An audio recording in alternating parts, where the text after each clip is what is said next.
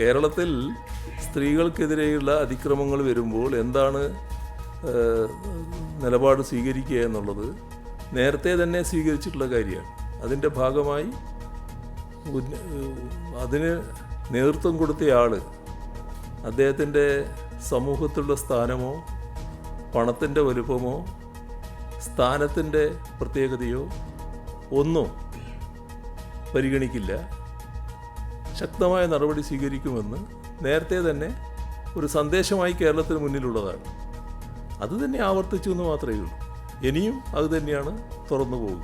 ദ്വയാർത്ഥ പ്രയോഗങ്ങളിലൂടെ ഒരു സ്ത്രീയുടെ അന്തസ്സിനെ എത്രത്തോളം മുറിവേൽപ്പിക്കാൻ കഴിയും എന്നുള്ള രൂപത്തിൽ ഉള്ള ഒരു സംഭവം ഉണ്ടായപ്പോൾ അതിന് എതിരായിട്ട് പ്രതികരിക്കാൻ തയ്യാറായിട്ടുള്ള ഒരു സിനിമാ നടിയുടെ പരാതിയിൽ പോലീസ് കേസെടുത്തു. വാക്കുകൊണ്ടോ നോട്ടം കൊണ്ടോ ആംഗ്യം കൊണ്ടുപോലുമോ നമ്മുടെ സ്ത്രീകളെ അധിക്ഷേപിക്കാൻ പാടില്ല എന്നുള്ള നിയമമുണ്ടെങ്കിലും ആ നിയമം യഥായോഗ്യം നടപ്പിലാക്കപ്പെടാത്ത ഒരു സാഹചര്യത്തിൽ ഹൈക്കോടതിയുടെ ഇടപെടൽ ഈ കാര്യത്തിൽ വളരെയധികം ശ്ലാഘനീയമാണ്. ഈ പറഞ്ഞത് കേരളത്തിൻ്റെ സന്ദേശമാണ്. ബോബി ചെമ്മണ്ണൂരിൻ്റെ ചെയ്തികൾ, അടിമുടി ആഭാസത്തരം, വെല്ലുവിളി, ഒടുവിൽ കിട്ടേണ്ടത് കിട്ടിയപ്പോൾ മാപ്പ് പറഞ്ഞ് മാളത്തിലേക്ക്. പിന്തുണക്കാരും ഏതാണ്ട് മാളത്തിൽ കയറിയ മട്ടാണ്. സ്ത്രീകളെ അധിക്ഷേപിക്കുന്നത് സ്ഥിരം പല്ലവിയാക്കിയ കൂട്ടങ്ങൾക്ക് ആവേശം പകർന്ന് നിറഞ്ഞാടാമെന്ന ഹുങ്കിനാണ് ഇവിടെ അറുതി വീണത്. ഇതൊരു സന്ദേശവും മാതൃകയുമാണ്. ബോബിക്ക് മാത്രമല്ല, പിന്തുണച്ചവർക്കും ഉണ്ട് സന്ദേശം. അതവർ മനസ്സിലാക്കിയാൽ നന്ന്. അർദ്ധരാത്രിയിൽ പെണ്ണിന് നടക്കാനാകുമോ, വസ്ത്രധാരണത്തിൽ പെണ്ണ് ശ്രദ്ധിക്കണം എന്നൊക്കെയുള്ള വാചകങ്ങൾ ചമയ്ക്കുന്ന മാഷന്മാർ ഓർക്കുക. അങ്ങനെയൊക്കെ അവർക്ക് പറ്റില്ല എങ്കിൽ അത് പറയുന്നിടത്താണ് സ്ത്രീപക്ഷവാദങ്ങൾക്ക് ചിറക് മുളയ്ക്കേണ്ടതിൻ്റെ അനിവാര്യതകൾ ഉയരുന്നത്. പുരുഷന് മാത്രം പോരല്ലോ ഇതൊക്കെ. മഹത്വ വിപ്ലവകാരി റോസ ലക്സംബർഗിൻ്റെ രക്തസാക്ഷിത്വ ദിനമാണിന്ന്. കേരള സർക്കാർ തുടങ്ങിവെച്ച അതേ മാനത്തിൽ തന്നെയാണ് കോടതിയുടെ നിലപാടും ഉയർത്തിപ്പിടിച്ച സന്ദേശം. കേവലം തമാശയായല്ല, പൊളിഞ്ഞു വീഴേണ്ട പുരുഷ കേന്ദ്രീകൃതമായ ദുഷ്ചെയ്തികളുടെ മനോഭാവവും അതുയർത്തുന്ന കപടമൂല്യവും വരുത്തുന്ന ഭരണഘടനാ വിരുദ്ധതയും സമൂഹ വളർച്ചയ്ക്ക് വിഘാതം സൃഷ്ടിക്കുന്ന ഘടകവുമാണ് ഇനി നമുക്ക് ചർച്ച ചെയ്യേണ്ടത്. ഇന്ന് നമ്മുടെ ചർച്ചയെ സമ്പന്നമാക്കുന്ന അതിഥികൾ: അഡ്വക്കേറ്റ് സി ഷുക്കൂർ, അഭിനേതാവും സാമൂഹിക പ്രവർത്തകനും അഭിഭാഷകനുമായ ഷുക്കൂർ, സി ഷുക്കൂർ. ആൺകൂട്ടായ്മ ഓൾ മെൻസ് അസോസിയേഷൻ്റെ സംസ്ഥാന പ്രസിഡന്റ് വട്ടിയൂർക്കാവ് അജിത് കുമാർ. സാമൂഹിക പ്രവർത്തക ധന്യാരാമൻ, ഒപ്പം സാമൂഹിക നിരീക്ഷകയായി ആര്യ അനിൽ എന്നിവരാണ് ഇന്ന് നമ്മുടെ ചർച്ചയെ സമ്പന്നമാക്കുന്നത്. ആദ്യം ഞാൻ പോകുന്നത് വട്ടിയൂർക്കാവ് അജിത് കുമാറിലേക്കാണ്. വട്ടിയൂർക്കാവ് അജിത് കുമാർ, ഈ ബോബി ചെമ്മണ്ണൂർ ഇന്ന് പുറത്തിറങ്ങി, പക്ഷെ ഇന്ന് സ്വീകരണം കൊടുത്തിരുന്നോ നിങ്ങൾ? അദ്ദേഹത്തിന് അതിരാവിലെയാണ് ജാമ്യം കിട്ടി അദ്ദേഹം പുറത്ത് ഇറങ്ങിയത്. ഇന്നലെ ജാമ്യം കിട്ടിയിരുന്നു. അദ്ദേഹം പുറത്ത് രാവിലെ ഇറങ്ങിപ്പോയത് കൊണ്ടും ട്രാഫിക് ബ്ലോക്ക്, എറണാകുളത്തെ ബ്ലോക്ക് നമുക്കെല്ലാവർക്കും അറിയാമല്ലോ, ആ ബ്ലോക്കിൽപ്പെട്ട് ഞങ്ങൾ ഒരല്പം വൈകിപ്പോയി. അദ്ദേഹം പോയി തൊട്ട് ഉടനെ തന്നെ നമ്മൾ എത്തുകയും ചെയ്തു. അപ്പോൾ മാലയിട്ട് സ്വീകരിക്കാൻ പറ്റിയില്ല. പക്ഷേ ഞങ്ങളവിടെ പടക്കം പൊട്ടിച്ച് ആഘോഷിച്ചിട്ടുണ്ട്. പക്ഷേ ജയിലിൻ്റെ ഫ്രണ്ടിൽ എന്ന് വെച്ചാൽ റോഡിൽ, ജയിൽ കോമ്പൗണ്ടിലല്ല, അതിൻ്റെ ഫ്രണ്ടിൽ റോഡിൻ്റെ സൈഡിൽ പടക്കം പൊട്ടിക്കുവാൻ വേണ്ടി ഇന്നലെ പോലീസ് ഓക്കെ പറഞ്ഞതാണ്. ഇന്ന് പോലീസ് അത് എതിർക്കുകയുണ്ടായി. എതിർക്കുന്നതിൻ്റെ ഒരു സ്വാഭാവികമായിട്ട് എതിർത്തതിൻ്റേതായിട്ടുള്ള കുറച്ച് പ്രശ്നങ്ങൾ ഞങ്ങൾ തമ്മിൽ ഉണ്ടായിട്ടുണ്ട്. അത് കഴിഞ്ഞതിന് ശേഷം കുറച്ച് മാറി ഞങ്ങൾ ആ പടക്കം പൊട്ടിച്ച് ഞങ്ങളുടേതായ ആഘോഷം അവിടെ നടത്തുകയും ചെയ്തിട്ടുണ്ട്. എന്തുകൊണ്ട് അവിടെ അത് പടക്കം പൊട്ടിച്ച് ആഘോഷിച്ചു എന്ന് പറഞ്ഞാൽ, ഞങ്ങളുടെ കണ്ണിൽ ഏതൊരു പുരുഷനും ഇവിടെ ഒരു നീതി നടപ്പിലാവണം. സ്ത്രീക്ക് കിട്ടുന്ന അതേ പരിഗണന ഈ പടക്കം പൊട്ടിച്ചത്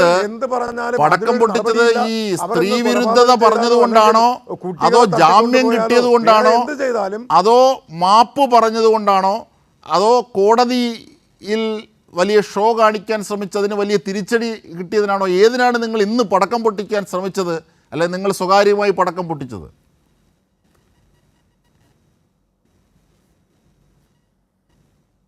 ഒരു നിരപരാധിക്ക് ജാമ്യം കിട്ടിയതിൻ്റെ അടിസ്ഥാനത്തിൽ തന്നെയാണ്. ഒരു കേസ് നിലവിൽ എടുത്തു കഴിഞ്ഞാൽ കൃത്യമായിട്ടും അദ്ദേഹത്തിന് ജയിലിൽ പോയതിന്റെ അടിസ്ഥാനത്തിൽ നിരപരാധി എന്ന് ആര് പറഞ്ഞു? പറ്റൂ. കോടതിയല്ലേ നിരപരാധിത്വം തെളിയിക്കേണ്ടത്. കിട്ടി. അത് പുറത്തു വന്നതിൻ്റെ ആ ഒരു സന്തോഷത്തിലാണ് ഞങ്ങൾ ചെയ്തത്. അല്ല, നിരപരാധി എന്നാര് പറഞ്ഞു? ജാമ്യം കിട്ടിയിരിക്കാം. അത് കോടതി തന്നെയാണ് നിരപരാധിത്വം. തീർച്ചയായിട്ടും അദ്ദേഹത്തിന് നിരപരാധിത്വം. അത് വട്ടിയൂർക്കാവ് അജിത് കുമാർ താങ്കൾക്ക് അറിയുമായിരിക്കും. അതായത് ജയിലെന്ന് പറയുന്നത് ഒരു എക്സെപ്ഷനും കേട്ടോ, ആരോപിക്കപ്പെട്ട ആളാണ്. അതെ അതെ, കുറ്റാരോപിതനാണ്. എല്ലാവരും അങ്ങനെയാണ് കുറ്റം തെളിയുന്നത് വരെ. പക്ഷെ അതുവരെ നിരപരാധിയുമല്ല.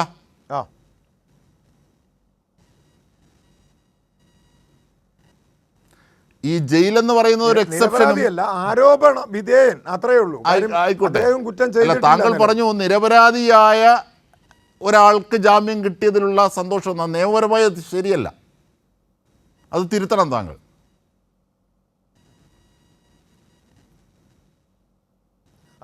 അല്ലല്ല, ഞങ്ങളുടെ കണ്ണിൽ എന്ന് പറഞ്ഞാൽ ഞാൻ പറഞ്ഞോട്ടെ, ഇവിടെ ഡബിൾ മീനിങ് പറയുന്ന ഒരാൾ ആണ് എന്ന് മനസ്സിലാക്കിയിട്ടാണ് നമ്മുടെ ഈ പ്രശസ്തയായിട്ടുള്ള നടി ഹണി റോസ് അദ്ദേഹത്തിൻ്റെ ഒരു ജ്വല്ലറി ഉദ്ഘാടനത്തിന് പോയതും അടുത്ത് രണ്ടാമത് വേറൊരു പ്രോഗ്രാമിന് പോയതും ദ്വയാർത്ഥ പ്രയോഗം നടത്തുന്ന ഒരു വ്യക്തിയല്ല എന്ന് മനസ്സിലാക്കിയിട്ടല്ല.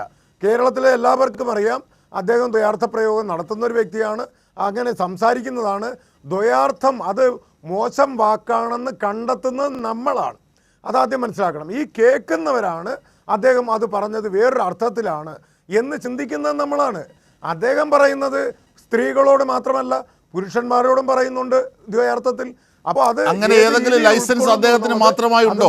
പൗരന്മാരെ ആക്ഷേപിക്കാൻ, ദ്വയാർത്ഥങ്ങളിലൂടെ പൗരന്മാരെ ആക്ഷേപിക്കാൻ എന്തെങ്കിലും അവകാശം പ്രത്യേകമായി ബോബി ചെമ്മണ്ണൂരിനുണ്ടോ? അത് അദ്ദേഹത്തിന് അറിയാം എന്നൊക്കെ പറയുന്നു. അദ്ദേഹത്തിന് എല്ലാവർക്കും അറിയാമല്ലോ എന്ന് പറയുന്നു. അതൊക്കെയല്ലേ ഇന്ന് കോടതിയിൽ പൊളിഞ്ഞു വീണത്. കോടതി അംഗീകരിക്കുന്നില്ലേ ഈ പുരുഷ കൂട്ടായ്മ? ഒരു സാഹചര്യത്തിൽ ഓക്കെ തീർച്ചയായിട്ടും ഞാൻ പറയാണ്, നമ്മൾ ഏതെങ്കിലും സാഹചര്യത്തിൽ ദ്വയാർത്ഥം പറയാത്ത ഏതെങ്കിലും ഒരു വ്യക്തിയുണ്ടോ?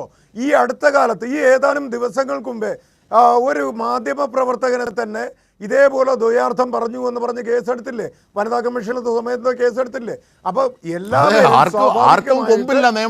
ദ്വയാർത്ഥ പ്രയോഗം നടത്തുന്നതാണ്. സാഹചര്യത്തിൽ നമ്മൾ പറഞ്ഞിട്ടില്ലേ? അതെ, അത് തന്നെയാണ് തുല്യത.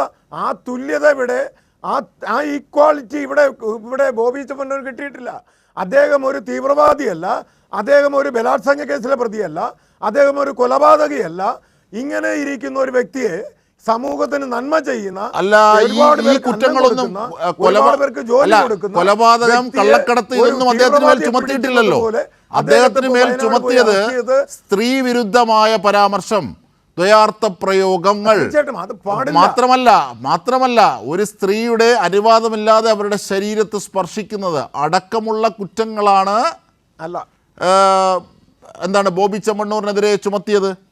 പിന്നെന്താണ് കൊള്ളക്കാരനല്ല അപ്പോൾ അത് മാത്രമേ ഉള്ളൂ രാജ്യത്ത് കുറ്റം? എന്ത് സന്ദേശമാണ് അജിത് കുമാർ നൽകുന്നത്? അല്ല, ദ്വയാർത്ഥ പ്രയോഗത്തിന് ഒരാളിനെ അറസ്റ്റ് ചെയ്ത് റിമാൻഡ് ചെയ്യാൻ പറ്റില്ല. ദ്വയാർത്ഥ പ്രയോഗമോ ഒരു കമന്റോ ഇട്ടതിന്റെ പേരിൽ ഒരാളിനെ അറസ്റ്റ് ചെയ്യാൻ പറ്റില്ല. ഇവിടെ അദ്ദേഹത്തിന്റെ പ്രോഗ്രാമിൽ കൈനീട്ടി ദിവസങ്ങൾ ജയിലിൽ കിടക്കുകയും ചെയ്തല്ലോ.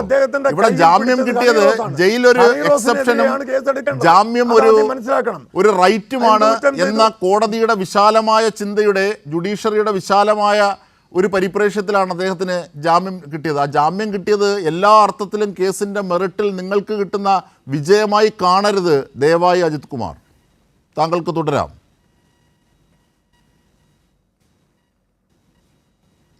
അല്ല, ഞാൻ ഒരിക്കലും അങ്ങനെ പറഞ്ഞിട്ടില്ല.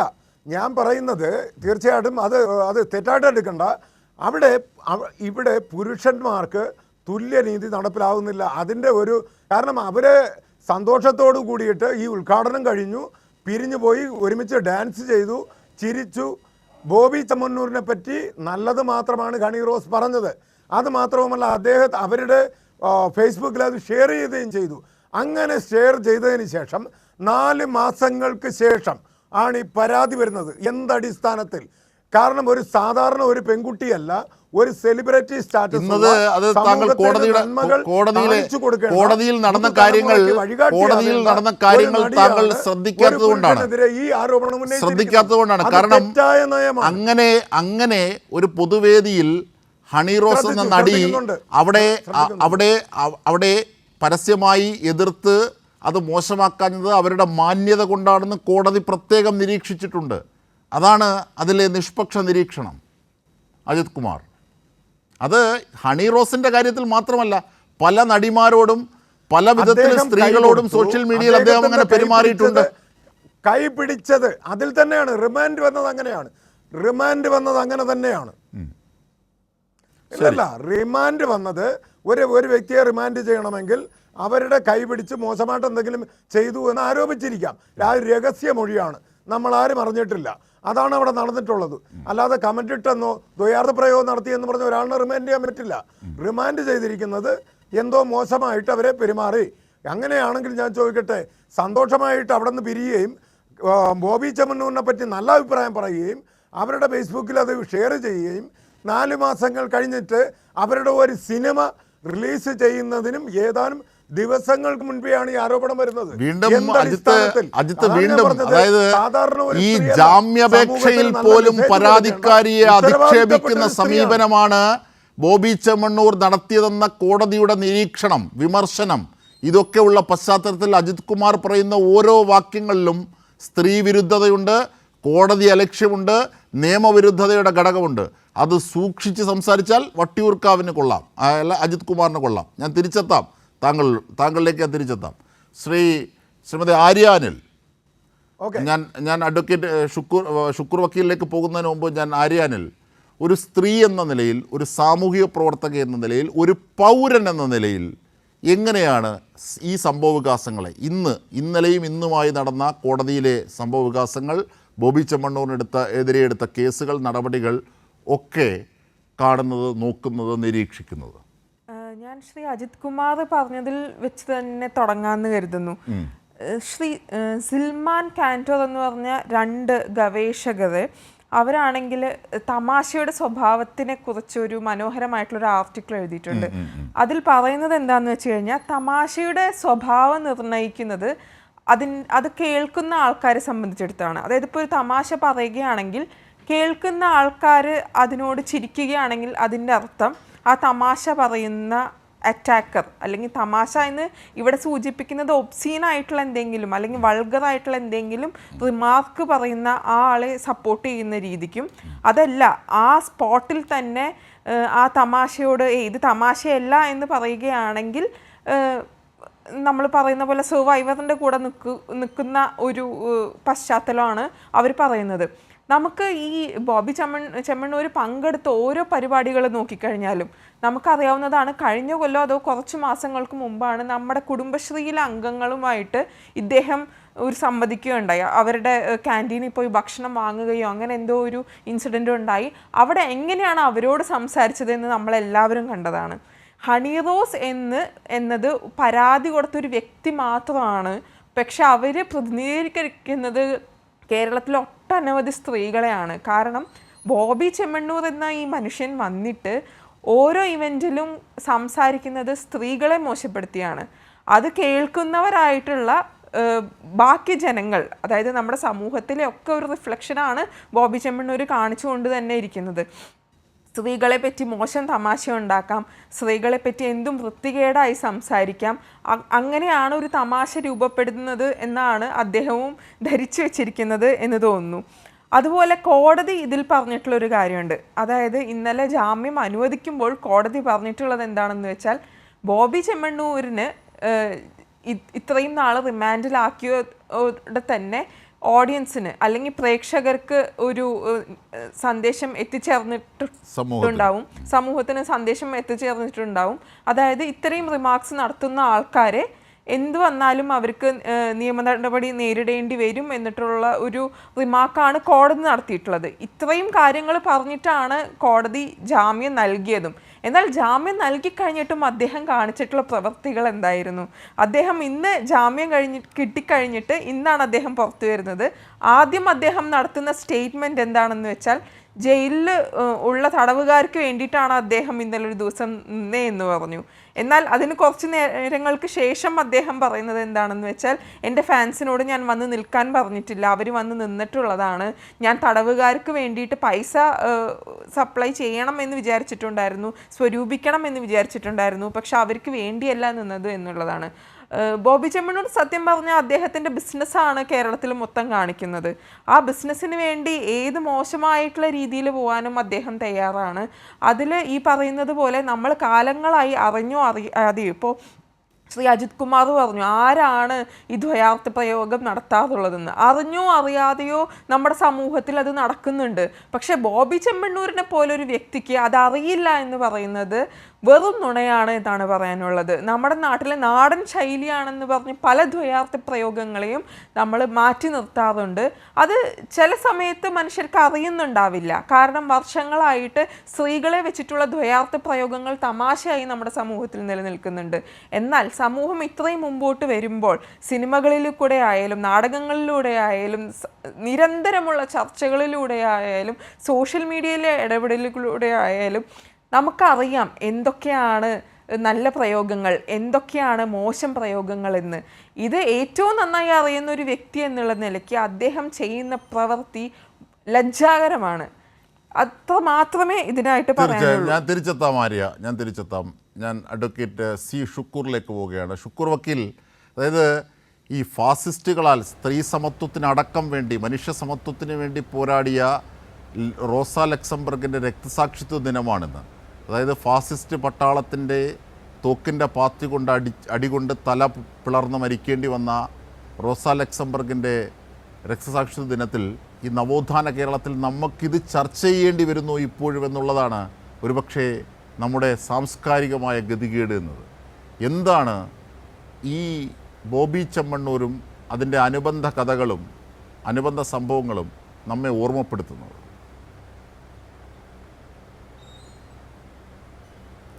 തീർച്ചയായും നമ്മൾ വളരെ ലജ്ജിക്കേണ്ട ഒരു സാഹചര്യത്തിലുള്ളത്. നവോത്ഥാന കേരളം എന്നൊക്കെ പറയുന്നത്, കേരളത്തിലെ സ്ത്രീകളുടെ മുന്നേറ്റത്തിന് വലിയ ചരിത്രമുണ്ട്. കേരളത്തിലെ സ്ത്രീകൾ രാഷ്ട്രീയ, വിദ്യാഭ്യാസ, സാംസ്കാരിക രംഗങ്ങളിലൊക്കെ ഉന്നതമായ പദവികൾ കരസ്ഥമാക്കിയത് നിരന്തരമായ പോരാട്ടത്തിലൂടെയാണ്.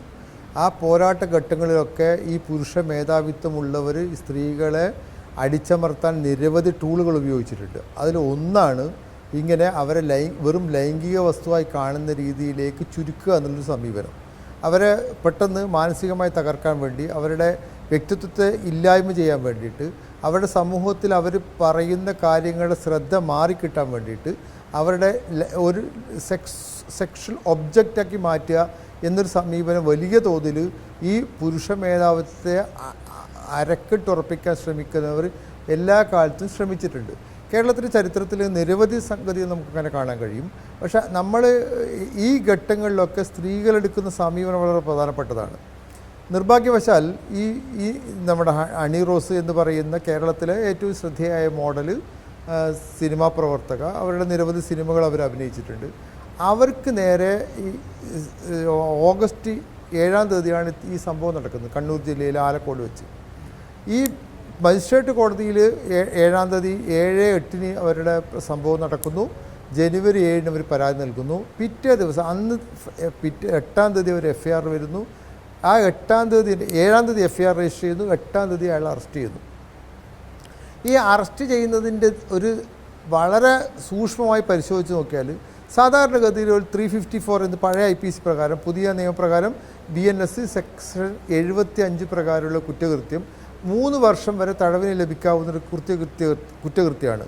ബഹുമാനപ്പെട്ട കേരള ഹൈക്കോടതിയുടെ വിധിന്യായത്തിൽ പറയുന്ന Arnesh Kumar versus state of Bihar എന്ന കേസിൽ സുപ്രീം കോടതി വളരെ വ്യക്തമായി പറഞ്ഞത് 7 വർഷത്തിന് താഴെ ശിക്ഷിക്കപ്പെടുന്ന കുറ്റകൃത്യങ്ങളിൽ 41D പഴയ CRPC പ്രകാരം നോട്ടീസ് കൊടുത്തിട്ട് വിളിപ്പിച്ചാൽ മതി, അവർ അറസ്റ്റ് ചെയ്യേണ്ടതില്ല.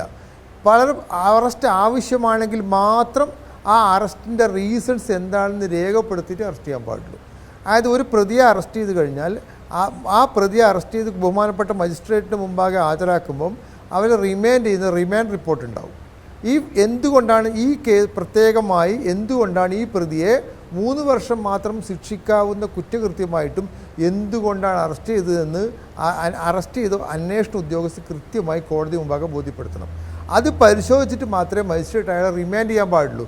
അങ്ങനെ പരിശോധിക്കാതെ ടെക്നിക്കലി അത് മെക്കാനിക്കലി റിമാൻഡ് ചെയ്താൽ ആ മജിസ്ട്രേറ്റിനെതിരെ നടപടി എടുക്കണമെന്ന് പോലും Arnesh Kumar versus state of Bihar കേസിൽ സുപ്രീം കോടതി വ്യക്തമായി പറയുകയും ആ ജഡ്ജ്മെൻറ്റ് ഇന്ത്യയിലെ എല്ലാ സംസ്ഥാന ചീഫ് സെക്രട്ടറിമാർക്ക് അയച്ചു കൊടുക്കുകയും ചെയ്തിട്ടുണ്ട്. എല്ലാ ഹൈക്കോടതിയിൽ അയച്ചു കൊടുത്തിട്ടുണ്ട്. ഹൈക്കോടതിയിൽ നിന്ന് ബന്ധപ്പെട്ട ലോവർ ജുഡീഷ്യലിലേക്ക് എത്തിക്കണമെന്ന് 2014 വിധിന്യായത്തിൽ സുപ്രീം കോടതി വ്യക്തമായി പറയുന്നുണ്ട്. അഥവാ നമ്മുടെ ഈ പ്രതിയെ, ഈ കേസിലെ കുറ്റാരോപിതനായ ബോബി എന്ന് പറയുന്ന ആളെ, ഡോക്ടർ ബോബി എന്ന് പറയുന്ന ബോബി ചെമ്മണ്ണൂർ എന്നല്ല അദ്ദേഹത്തിൻ്റെ പേര്, ആ ബെയിൽ അപ്ലിക്കേഷനിൽ ബോബി എന്ന് മാത്രമാണ്. അയാളെ അറസ്റ്റ് ചെയ്തതിന് ശേഷം മജിസ്ട്രേറ്റ് മുമ്പാകെ ഹാജരാക്കുന്ന സമയത്ത് ഇൻവെസ്റ്റിഗേഷൻ ഓഫീസർ എന്തുകൊണ്ടാണ് സ്പെസിഫിക്കായി ഈ പ്രതി അറസ്റ്റ് ചെയ്യാൻ കാരണം? ഇയാൾ കുറ്റം ആവർത്തിക്കാൻ സാധ്യതയുണ്ട്, ഇയാൾ ഒളിവിൽ പോകാൻ സാധ്യതയുണ്ട്, ഇയാൾ അതിനുശേഷവും നിരന്തരമായി സ്ത്രീകളെ അപമാനിക്കുന്ന സമീപനമാണ് കൈക്കൊണ്ടത്. ഈ 3 കാര്യങ്ങളാണ് അയാളെ അറസ്റ്റ് ചെയ്യാൻ വേണ്ടിയിട്ട് ഈ അന്വേഷണ ഉദ്യോഗസ്ഥൻ പോലീസ് ടീം പറഞ്ഞത്. ബഹുമാനപ്പെട്ട magistrate, judicial first class magistrate second Ernakulam, ഒരു അഭിരാമി എന്ന് പറയുന്ന ഓഫീസറാണ് അവർ കൃത്യമായ ആ വിധിന്യായം പുറപ്പെടുവിക്കുമ്പോൾ, ഓർഡർ പുറപ്പെടുവിക്കുന്ന സമയത്ത് എന്തുകൊണ്ടാണ് ആ വിധിയിൽ അയാളെ ജാമ്യത്തിൽ വിടാൻ പാടില്ല എന്ന കൃത്യമായ നിരീക്ഷണം കോടതിയിലുണ്ട്. അവർ ആ ജാമ്യാപേക്ഷയിലും ഹൈക്കോടതിയിൽ കൊടുത്ത ജാമ്യാപേക്ഷയിലും അവർ ആവർത്തിച്ച് പറഞ്ഞ കാര്യം, ഈ പ്രഥമ ദൃഷ്ടിയ ഹണി റോസിൻ്റെ കേസ് നിലനിൽക്കില്ല. സെക്ഷൻ 75 ഓഫ് BNS പ്രകാരം അട്രാക്ട് ചെയ്യാവുന്ന കുറ്റകൃത്യം ഇല്ല എന്നാണ് കേരളത്തിലെ ഏറ്റവും മുതിർന്ന ക്രിമിനൽ അഭിഭാഷകൻ ബഹുമാനപ്പെട്ട മജിസ്ട്രേറ്റ് കോടതിയിലും ഹൈക്കോടതിയിലും പറഞ്ഞത്. മജിസ്ട്രേറ്റ് എടുത്ത അതേ സ്റ്റാൻഡ് ബഹുമാനപ്പെട്ട ഹൈക്കോടതി ആവർത്തിക്കുകയാണ്. പ്രഥമ ദൃഷ്ടി അയാൾ കുറ്റം ചെയ്തിട്ടുണ്ട്, ഇയാളുടെ വീഡിയോ പരിശോധിച്ചാൽ അയാൾ കുറ്റം ആവർത്തിക്കുന്നയാളാണ്. 75(1) പ്രകാരം 75 ക്ലോസ് 1 പ്രകാരം 1 പ്രകാരം ആ സ്ത്രീയുടെ സമ്മതമില്ലാതെ അവരുടെ ശരീരത്തിൽ തൊട്ടത് അവരുടെ മാനഹാനി ഉണ്ടാക്കുന്ന കാര്യമാണ്. അങ്ങനെ തൊടാൻ ഒരാൾക്ക് അധികാരമില്ല. ആ തൊട്ടത് 4 മാസം കഴിഞ്ഞിട്ടാണ് പരാതി എന്ന് പറയുന്ന കാര്യം മജിസ്ട്രേറ്റ് കോടതിയിലും ഹൈക്കോടതിയിൽ ആവർത്തിച്ചിട്ടും കോടതി അത് മുഖവിലക്കെടുത്തിട്ടില്ല. പ്രഥമ ദൃഷ്ടി ആ കേസ് നിലനിൽക്കുന്നതാണ്. ആ കേസ് നിലനിൽക്കുന്നത് ഇയാൾക്ക് ജാമ്യം കൊടുക്കാനില്ല. കാരണം ഒന്ന്, അർണേഷ് കുമാർ കേസിൽ സുപ്രീം കോടതി പറഞ്ഞ 7 വർഷത്തിന് താഴെയുള്ള കുറ്റകൃത്യമാണ്. 2, ഇയാൾ അറസ്റ്റ് ചെയ്തതിന് എന്ത് കാരണം കൊണ്ടാണോ അറസ്റ്റ് ചെയ്തത് പോലീസ്, ആ കാരണം സമൂഹത്തിൽ വ്യാപകമായി പ്രചരിപ്പിക്കപ്പെട്ടിട്ടുണ്ട്. അത് ഒരു സൂക്ഷ്മമായ തലത്തിൽ പരിശോധിച്ചാൽ ആ കുറ്റകൃത്യത്തിൻ്റെ വ്യാപ്തി ജനങ്ങൾക്ക് മനസ്സിലാകുന്ന രീതിയിൽ കഴിഞ്ഞിട്ടുണ്ട്. മൂന്നാമത്തത്, നേരത്തെ നിങ്ങൾ സൂചിപ്പിച്ചതുപോലെ നമ്മുടെ രാജ്യത്തെ നിയമം എന്ന് പറയുന്നത് ജാമ്യവും എക്സെപ്ഷനാണ് ജയിലും. Bail is the rule and jail is the exception എന്ന് പറയുന്നത് ജസ്റ്റിസ് കൃഷ്ണയ്യർ വളരെ നേരത്തെ പറഞ്ഞ സംഗതി സുപ്രീം ഹൈക്കോടതി ആവർത്തിക്കുകയാണ്. എന്നിട്ടും അയാൾ ജാമ്യം ഇന്നലെ വൈകുന്നേരം കിട്ടിയിട്ടും ആ 4 മണി 1 മിനിറ്റ് ആ സമയത്ത് ഹൈക്കോടതിയിലെ വെബ്സൈറ്റിൽ ജാമ്യത്തിൻ്റെ ഓർഡർ അപ്ലോഡ് ചെയ്യുന്നു. ഉടനെ തന്നെ മജിസ്ട്രേറ്റ് കോടതിയിൽ ജാമ്യ അപേക്ഷകർ ഇതിൻ്റെ പകർപ്പ് ഹാജരാക്കുന്നു, ബോണ്ട് എക്സിക്യൂട്ട് ചെയ്യുന്നു. അവിടുന്ന് 1/2 മണിക്കൂർ ദൂരമാണ് ജയിലിലേക്കുള്ളത്. അയാൾ ജയിലിലെത്തിക്കാതെ അയാൾ അവിടെ നാടകം കളിക്കുകയാണ്. നമ്മൾ ആലോചിക്കേണ്ടത്, രാമൻപിള്ള സാറിനെ പോലെ വളരെ സീനിയറായ ഒരു ലോയർ ഹൈക്കോടതി മുമ്പാകെ വളരെ താഴ്മയോട് അപേക്ഷിച്ചിട്ടാണ് ബഹുമാനപ്പെട്ട ഹൈക്കോടതി ജാമ്യം അനുവദിക്കുന്നത്. ആ ജാമ്യത്തിലുണ്ടായ പ്രോസസ്സ്, ആ ജാമ്യ അപേക്ഷയിലുണ്ടായ തെറ്റായ കാര്യങ്ങൾ വളരെ മുതിർന്ന അഭിഭാഷകനായിട്ട് പോലും അദ്ദേഹം പിൻവലിക്കേണ്ടി വന്നു. ആ ഹണി റോസ് നല്ല മെച്ചപ്പെട്ട നടിയല്ല, അവർക്ക് സിനിമയൊന്നും ഇല്ലാന്ന് പോലുള്ള പ്രയോഗങ്ങൾ നടത്തിയത്, ആ ജാമ്യാപേക്ഷയിൽ ആ പ്രയോഗങ്ങളൊക്കെ പിൻവലിച്ചു. ഇത് കുറ്റകൃത്യം ആവർത്തിക്കില്ല, ഞാൻ വായ തുറക്കില്ല എന്ന് ആവർത്തിച്ച് പറഞ്ഞിട്ടാണ് ബഹുമാനപ്പെട്ട ഹൈക്കോടതി ഇന്നലെ ഉച്ചക്ക് 12 മണിക്ക് ജാമ്യം അനുവദിക്കുന്നത്. ആ ജാമ്യം ഹൈക്കോടതി അനുവദിക്കുന്നതിന് മുമ്പ് അനുവദിക്കുന്ന ഘട്ടത്തിൽ ഹൈക്കോടതിയോട് താഴ്ന്ന് കേണ അപേക്ഷത്തിൻ്റെ പേരിൽ ഹൈക്കോടതി ജാമ്യം കൊടുക്കുന്നത്. ആ ജാമ്യത്തെ നിഷ്ഫലമാക്കുന്ന വിധം, അതിനെ അപഹസിക്കുന്ന രീതിയിൽ അയാൾ നാടകം കളിക്കുന്ന, വേഷം കെട്ടുന്ന സമീപനമാണ് ജയിലിൽ ഒരു ദിവസം തുടർന്നുകൊണ്ട് നിന്നത്. ഇന്ന് രാവിലെ ഹൈക്കോടതിയുടെ ശ്രദ്ധയിൽപ്പെട്ട ഉടനെ ഹൈക്കോടതി സ്വമേധയാ കേസെടുക്കുന്ന സാഹചര്യം ഉണ്ടായി. കേരള ചരിത്രത്തിൽ എൻ്റെ ഓർമ്മയിലും അറിവിലും ഇന്നേ വരെ ഹൈക്കോടതി സ്വമേധയാ ജാമ്യം റദ്ദാക്കുന്ന സാഹചര്യത്തിലേക്ക് പോകുന്ന കേസ് ഉണ്ടായിട്ടില്ല എന്ന് ഞാൻ മനസ്സിലാക്കുക. എൻ്റെ അറിവിലും ഓർമ്മയിലും ഇല്ല. ഇനി ആരെങ്കിലും ഉണ്ടെങ്കിൽ അത് ചൂണ്ടിക്കാണിച്ചത് നല്ലത്. അത്ര ഗൗരവത്തിൽ ജസ്റ്റിസ് കുഞ്ഞികൃഷ്ണ സാറും നമ്മൾ ആലോചിക്കേണ്ടത്, എന്താ ജുഡീഷ്യൽ ആക്ടിവിസ്റ്റ് എന്നൊക്കെ നമ്മൾ നേരത്തെ കേട്ടിട്ടുണ്ട്. ജാമ്യം റദ്ദ് ചെയ്യാൻ വേണ്ടി പ്രോസിക്യൂഷൻ ആവശ്യപ്പെട്ടിട്ടില്ല. ജാമ്യം റദ്ദ് ചെയ്യാൻ വേണ്ടി ആ വിക്ടിമാക്കപ്പെട്ട സ്ത്രീ ആവശ്യപ്പെട്ടിട്ടില്ല. ആ ജാമ്യം അനുവദിച്ച കോടതി സ്വമേധയാ ഇയാൾ ആഭാസത്തരം കണ്ട്, ഇയാൾ കളിക്കുന്ന കോമാളിത്തരം കണ്ട്, ഇയാൾ കളിക്കുന്ന നാടകം കണ്ട് കോടതിക്ക് ബോധ്യപ്പെട്ടതിൻ്റെ അടിസ്ഥാനത്തിലാണ് ജാമ്യം റദ്ദാക്കാൻ റീഓപ്പൺ ചെയ്യുകയും ജാമ്യം റദ്ദാക്കുമെന്ന് പറഞ്ഞ് അവരുടെ അഭിഭാഷകർക്ക് നോട്ടീസ് നൽകുകയും ചെയ്തത്. ഇത് ഗൗരവത്തിൽ കാണേണ്ട വിഷയമാണ്. കോടതി എനിക്ക് വിലയല്ല. ഈ രാജ്യത്ത് നിയമ സംവിധാനത്തിൽ ഞാൻ വില വെക്കുന്നില്ല.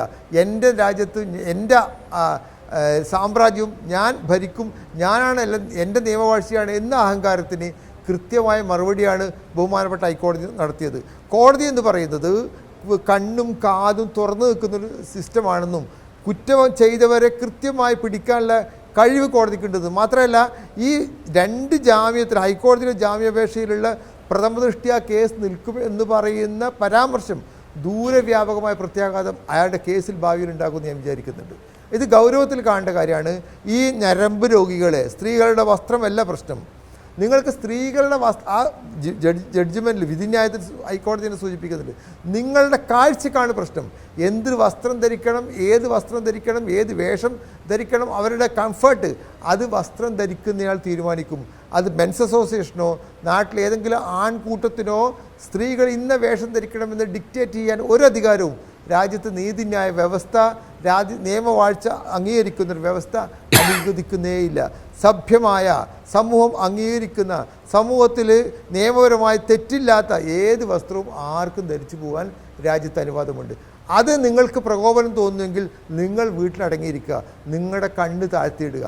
അത് സ്ത്രീകളെല്ലാം അധിക്ഷേപിക്കേണ്ടത്, ഈ വൈകല്യത്തെ ചികിത്സിക്കുകയാണ് വേണ്ടത് എന്നാണ് എനിക്ക് പറയാനുള്ളത്. ഈ സംഭവങ്ങൾ മുഴുവൻ പരിശോധിച്ചാൽ കൃത്യമായ ലക്ഷ്യത്തോടു കൂടി സ്ത്രീകളെ അപമാനിക്കുന്നതിന് വേണ്ടി, സ്ത്രീകളുടെ വ്യക്തിത്വത്തെ ഇടിച്ചു താഴ്ത്തുന്നതിന് വേണ്ടി, വെറും സെക്ഷൽ ഒബ്ജക്റ്റ് മാത്രമാണ് സ്ത്രീകൾ എന്ന നിലയിലേക്ക് അവരെ തരം താഴ്ത്തുന്നതിന് വേണ്ടി, അവരുടെ അഭിമാനത്തെയും അവരുടെ അന്തസ്സിനെയും കെടുത്തുന്ന രീതിയിലേക്കുള്ള ഒരു സമീപനമാണ് ശ്രീ ബോബി പോലുള്ള ആൾക്കാർ ചെയ്യുന്നത്.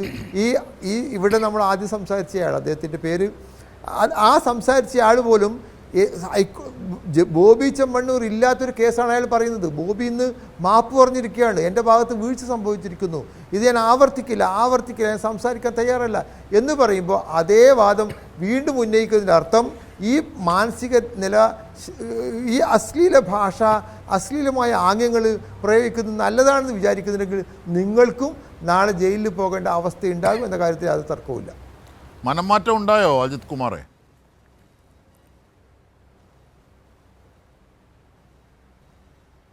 ഒരിക്കലും മനംമാറ്റമൊന്നും ഉണ്ടായിട്ടില്ല. നമ്മുടെ നിലപാട് ശക്തമാണ്.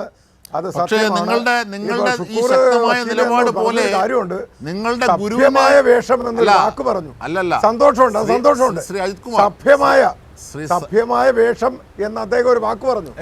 വളരെ കറക്റ്റാണ്. സഭ്യമായ ഭാഷ, സഭ്യമായിട്ടുള്ള വസ്ത്രധാരണം അത് നമ്മുടെ സമൂഹത്തിൽ വേണം. അതെ, സഭ്യമായ വേഷം എന്ന് പറയുന്നത് നിയമവിധേയമായ വേഷമാണ്. നിയമത്തിന് വിധേയമല്ലാത്ത വേഷത്തെയാണ് നമ്മൾ സഭ്യമല്ലാത്ത വേഷം എന്ന് പറയുന്നത്. ധരിച്ചുകൊണ്ട് സമൂഹത്തിൽ ഇറങ്ങിയാൽ അല്ല ശ്രീ അജിത് കുമാറെ, എന്താണ് മോശം? ഏതൊരു നിയമവും സഭ്യം എന്ന് പറയുന്നത് ഡിഫൈൻ ചെയ്യേണ്ടത് കാഴ്ചക്കാരല്ല. സഭ്യം എന്ന് പറയുന്നത് ആ നിയമം ത്യജിക്കണം. നമ്മൾ നല്ലൊരു നിയമം ഇവിടെ കൊണ്ടുവരണം. ഈ മോശം നിയമങ്ങൾ ചവറ്റുകൊട്ടയിലിടേണ്ട കാലം കഴിഞ്ഞു. മാറ് മറയ്ക്കുവാൻ വേണ്ടി സമരം ചെയ്ത നമ്മുടെ നാട്ടിൽ നിന്ന് മാറ് തുറന്നെങ്ങനെ കാണിക്കാം എന്ന് പറഞ്ഞുകൊണ്ട് നടക്കുന്ന ഈ സ്ത്രീകളെ, ഇങ്ങനെ നടക്കുന്ന അവർക്കെതിരെ ഇന്നലെ ജയിലിന്റെ ഫ്രണ്ടിൽ വന്ന സ്ത്രീകൾ തന്നെ പറഞ്ഞു എടുത്തടിക്കുമെന്ന്. അതാദ്യം നിങ്ങൾ മറന്നുപോയത്. സ്ത്രീകളിൽ എല്ലാവരും മോശക്കാരല്ല, വലിയൊരു ഭാഗം നല്ലവരുണ്ട്. അതാദ്യം മനസ്സിലാക്കണം. മാറ് മറയ്ക്കാൻ സമരം ചെയ്ത നമ്മുടെ നാട്ടിൽ മാറ് തുറന്നത് കാട്ടാൻ എന്ത് വഴിയെന്ന് ആലോചിച്ചുകൊണ്ട് കിടക്കുന്ന ഒരു വിഭാഗം, ചെറിയൊരു വിഭാഗം സ്ത്രീകൾ, അവര് നാടിന്റെ ശാപമാണ്. അജിത് കുമാറെ, ഞാനൊരു കാര്യം അജിത് കുമാറിനോട് ചോദിക്കുന്നു.